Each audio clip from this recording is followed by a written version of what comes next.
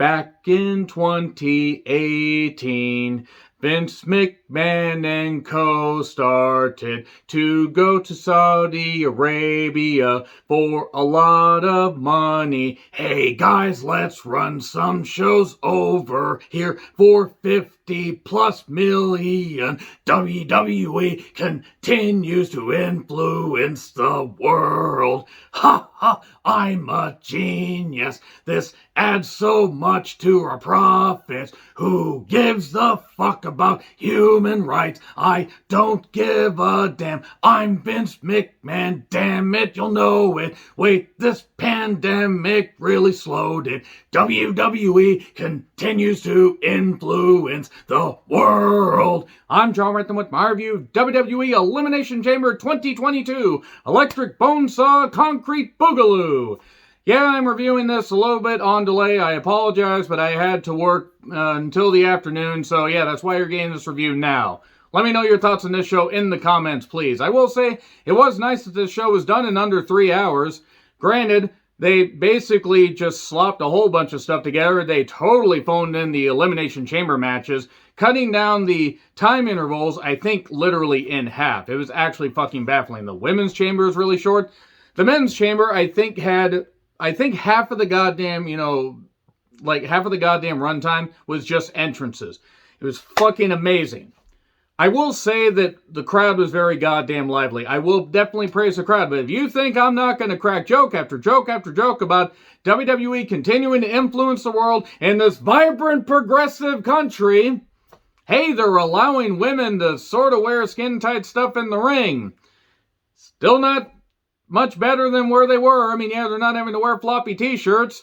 And I'll get into that in a little bit. People say, but progress, it's slow. It's fucking propaganda. WWE ain't the only business to fucking do it. And we certainly ain't perfect over here. But come on, guys. Let's not act like it's the greatest thing in the world. But don't worry. WWE continues to influence the world. Yeah, if you can tell, or if you can't tell by now, I'm definitely going to have a whole lot of fun cracking jokes about this.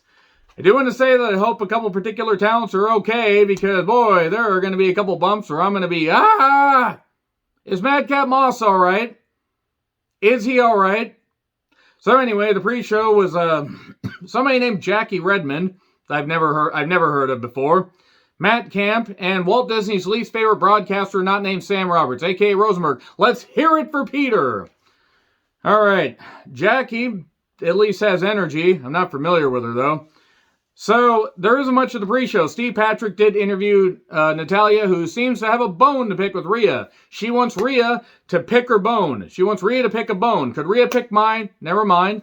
Natty picks Liv to win the Women's Elimination Chamber. And here we go. Rosenberg understands how aging works when it comes to Goldberg. I'm impressed, Peter. Considering you're a fucking moron, I'm amazed you understand that. So, the largest concrete dome in the world. Okay, congratulations, you have a concrete dome. So in case there's a firefight or you launch more fucking missiles at Syria, then you'll be fine if there's a counterattack. This is against the government, not against the people. Anyway, the Jeddah Superdome. Hulk Hogan would call it the Silver Dome because Hulk Hogan's just that goddamn stupid. It's Cole, Graves, and Byron on commentary. The crowd was loud and they were masked for the most part. I mean, yeah, there were shots where they had their masks off and they were cheering, but you know what? We're 2 years into the pandemic. I would imagine that the government would probably clamp down on this stuff. They probably would have said, let's give everybody vaccinations. Let's give men, women, and the child brides. Okay, let's stop talking about the Saudi government, and even though I will continue and talk about this. Miz entrance with Pyro, Ray, and Dominic are here. Dominic had his towel on the wrong part of his body. Let's get back to this match. Ray and Miz in a match in 2022. They're feuding over the WWE 2K22 cover. They are fighting over shampoo. This match was fine. It belonged on Raw, though. Ray eventually won.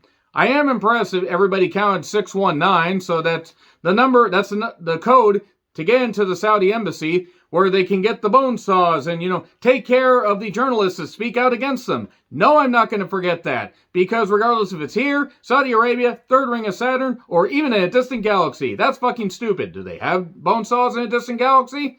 Hopefully. Why not? All right, this match, yeah, roll up. Most devastating maneuver in all professional wrestling. Surprise roll up 1, 2, 3. Then Dominic and Ray double splash Miz.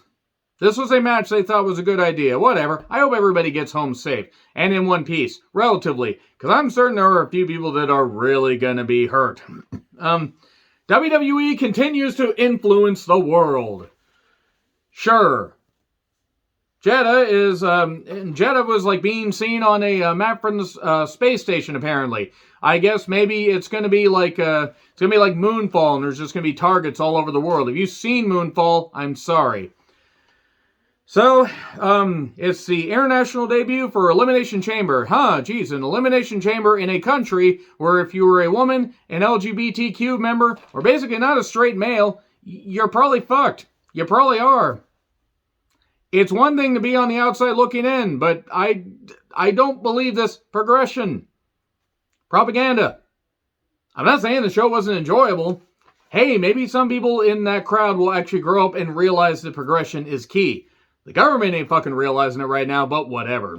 There's been assloads of money to make themselves seem westernized, not Western unionized. Alright, Roman entrance takes 14 fucking minutes. Actually, it only took 4 minutes, but then he wanted Jeddah to acknowledge his meat. Actually, the entire Kingdom of Saudi Arabia to acknowledge his meat. They get you in trouble over there, Roman. Goldberg's entrance? Look, where were the chants coming from? I mean, because any crowd shot they showed, nobody was chanting Goldberg. Granted, it was only a few crowd shots, but still. By the way, the Saudi announcers, I am not actually trying to be disrespectful. I'm going to try to pronounce them as best I can. Jude Al-Dajami and Frasol Al-Matuhabishib. I'm very, very sorry if I butchered those. But Jude, hey Jude, and Farsol. Okay. I mean, hey, as long as they seem like they were happy to be there. So, we were over 50 minutes into this premium live event, by the way, before we got to the first match, which was Goldberg versus Roman Reigns, Universal Championship. Unfortunately, the bell rang, and it became obvious, oh yeah, Goldberg, who had one really hot year in 1998 and lived off that pretty much for the last 20 fucking years, 23 fucking years, 24 fucking years at this point. Look, Goldberg is in phenomenal shape for 50 plus years old. He has no fucking business being in the ring. This was terrible. He hits a couple spears. Oh yeah, he's going to do this in a guillotine. And Roman just has to grip the swollen veiny head of Goldberg and pop it out and everything. Make that vein throb and pulsate until it stops throbbing and pulsating. Because at Goldberg's age, it can stop throbbing and pulsating at a moment's notice, even with the proper pills. Have fun on seeing that. And Reigns wins. This was a match that had no right. The entrances were longer than the match, which is how it should have been. But get somebody else instead of Goldberg. I don't mind Goldberg getting the money. Hey, the man is smart and he's taking the money and not running. He's trying to make it work. Look how progressive Jeddah is with all these people on the beach. Progress. Anyway, the women's chamber match. The winner faces Becky at Mania. They're actually in mostly skin-tight outfits. Rhea. My fucking goodness, Rhea. My goddamn goodness. That is a fucking star right there. Bianca comes out. We get whipping action in Jeddah when, you have women in a chamber. I mean, it's like the Saudi government booked this goddamn thing. We have Piper Niven, Rhea Ripley in all leather, Nikki Ash, Liv, and Alexa. Alexa has made her triumphant return to the adulation of only some people. And if you are glad Alexa's back, great. Guess who's not glad Alexa's back? Me. Go to Hollywood, you twat. You shouldn't be in the ring. I know it takes a while for somebody to get better in the ring, but my goodness, she's terrible. She's not good. The character works fine. But she's cured now. As long as Lily's with her, she's okay. The storyline's stupid. The storyline is bad, and WWE creative should feel bad. So, again, Rhea and all that. My God, Rhea looked great. And just seemed to me, not that, of course, I or anybody would want to be standing across from Rhea and all that leather. And if you say, no, you're fucking lying, you are fucking lying, you will go to hell for lying. So Alexa got a lot of pyro for somebody that's a really mediocre wrestler. And Nikki Ash and Liv start out, and, well, Liv takes it face first a lot. And that's not even a joke, that's not a lie. She got beat up a lot. Like, everybody owed her trans, or she owed somebody trans. And the opposite of Ronda Rousey, who never pays trans for anything. And don't worry, I'm going to talk about Ronda Rousey here in a little bit. So Piper in at number 3. There's an alliance. Nah, not an alliance between her and Nikki Ash. And then Liv got tossed around a lot. Rhea, Nikki just saw her nightmare. Michael Cole should be trampled by stampeding whatever the fuck they have over there in Jeddah. Stampeding wildebeest. I don't give a good goddamn. Sand spiders, scorpions. Have the Scorpion King trample him. I don't care. God damn it, Michael Cole. You are so bad at your job. I'm saying that knowing that I'm going to have to praise him here in a little bit for one line that made me laugh. All right. Riptide to Nikki Ash, and she's pinned. Alexa was out 5th. My God, she has regressed in the ring. It's like everything hurt. It's like she was afraid to get hit. And it was like, hey, I'm just going to rest on my laurels. There you go. I rested on a girl named Laurel once, and then she woke up. Moving on from that, Liv may have hurt her knee. I hope she's all right. And Liv tops Piper 1, 2, 3. Very nice powerbomb maneuver. And then Bianca comes out last. And the one-arm lift to Liv, that was very impressive. She really lifted her. Everybody's turned off the show in protest now, the people that are still watching. Rhea and Bianca face off, and it's leather whipping action in a chamber match. Man, they should have called this Elimination Chamber. And if you didn't turn off before the previous pun, you're turning off now. But seriously, whipping action with so many women in a chamber. My God, again, like the Saudi government booked it. And Alexa pins Liv. Congratulations, Liv. You'll get another push at SummerSlam. SummerSlam 2013. Or 2023, rather. Maybe 2013. Maybe she'd be better off going in a time machine, even if she could get a push there. So KOD for 3 on Rhea. Down to Bliss and Belair. Man, that is a terrible rendition of Belair, but it's probably better than the series Belair that's on the cock.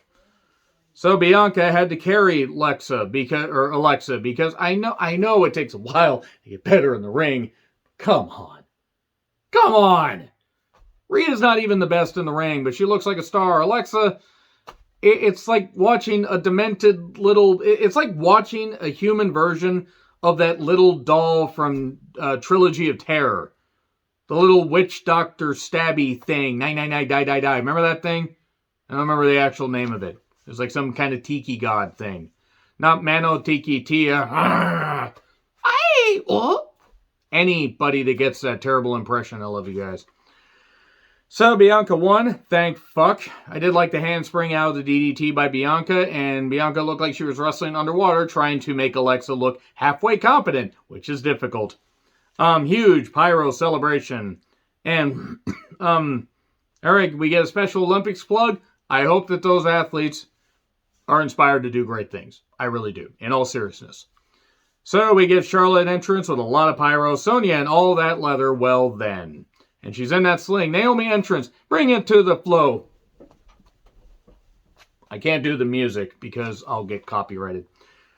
Ronda Rousey, Michael Cole. If you can't say her name, don't do shit you don't know how to do. Don't do shit you do not know how to do. You do not know. Dude. Sonya and Charlotte against Naomi and Ronda Rousey, who will compete with one arm behind her back. And, man, Rousey will still not pay for trans. And why did she look like a bloated blowfish, like, left outside of a water tank? She looked like she wanted to be literally anywhere else. So, Sonya's arm is healed.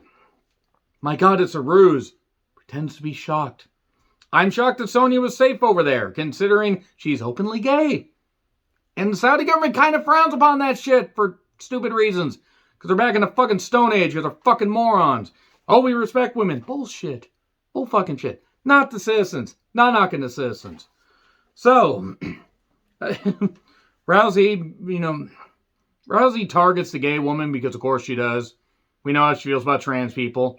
And since she only had one arm, she could only deny one particular type of hook, Sandy or otherwise. And Charlotte targeted the free arm. And building towards a Naomi hop tag, Naomi had really, really colorful cotton candy inspired trippy gear. And I'm not knocking, but it was very distracting. In fact, I was getting dizzy looking at it. And the arm snap for the win. Ronda Rousey gets the victory. The most stupendous two-night premium live event in WWE history is WrestleMania 38. Nights 1 and 2. That would be a two-night event. So, why is Madcap dressed like a stripper fireman is what I noted.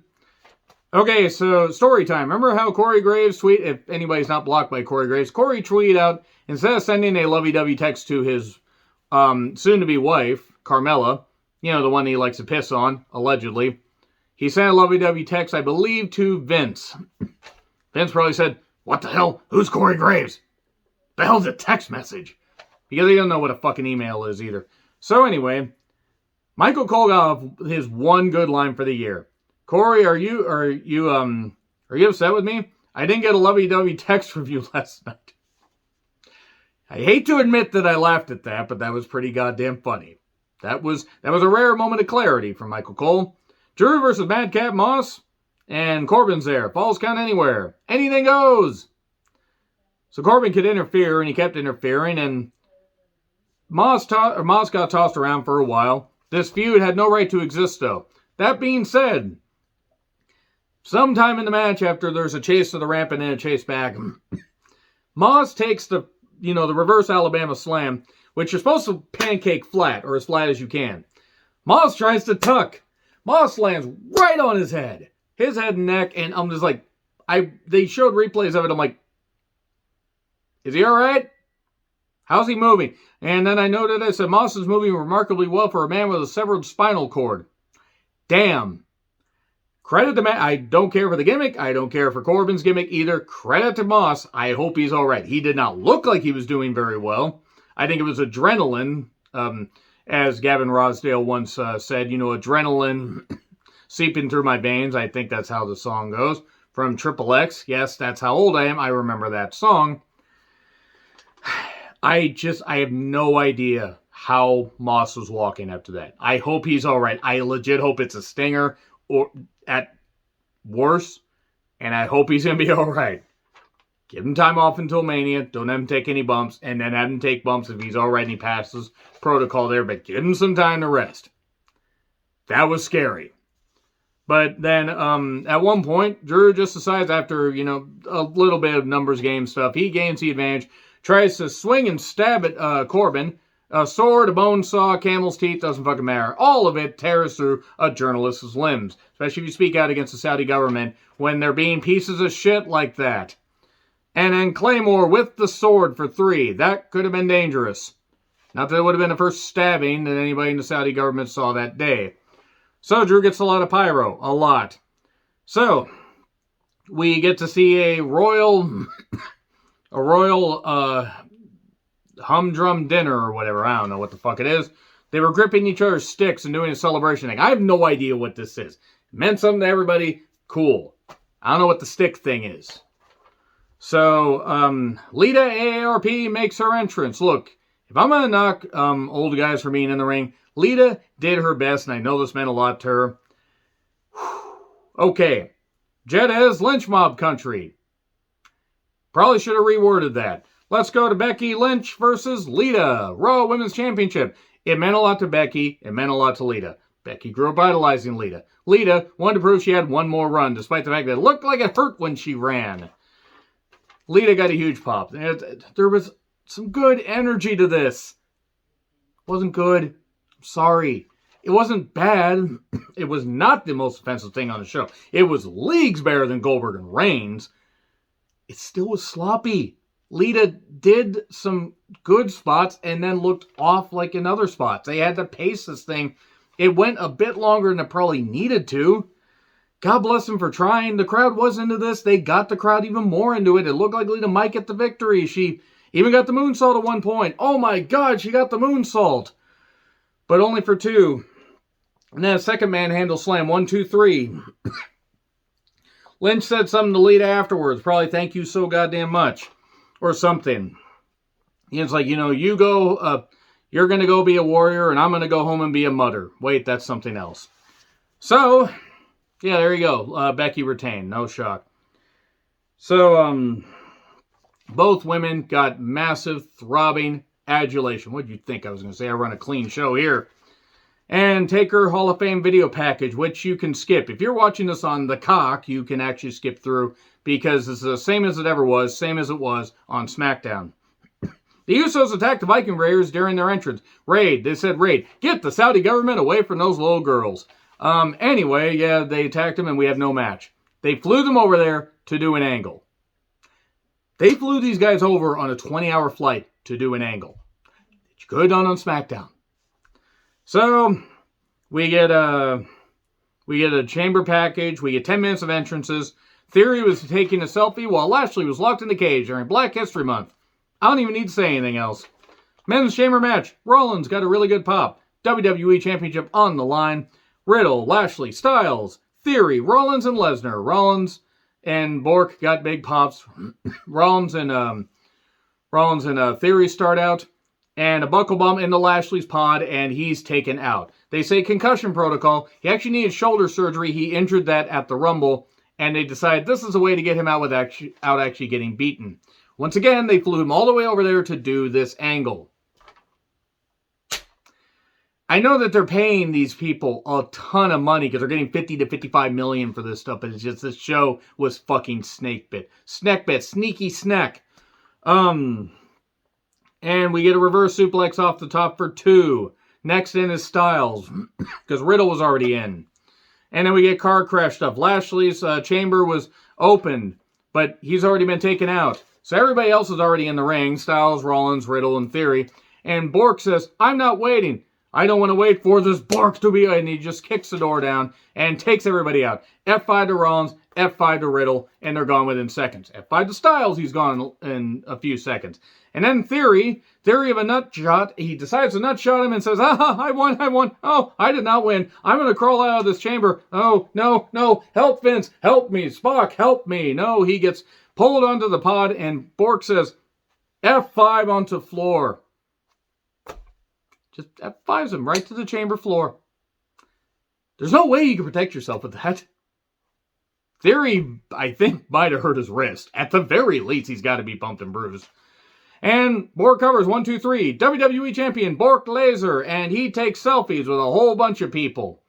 Hey, you know what? That means a whole lot to them. So basically, we gave the title to Lashley just to have him not get pinned for it.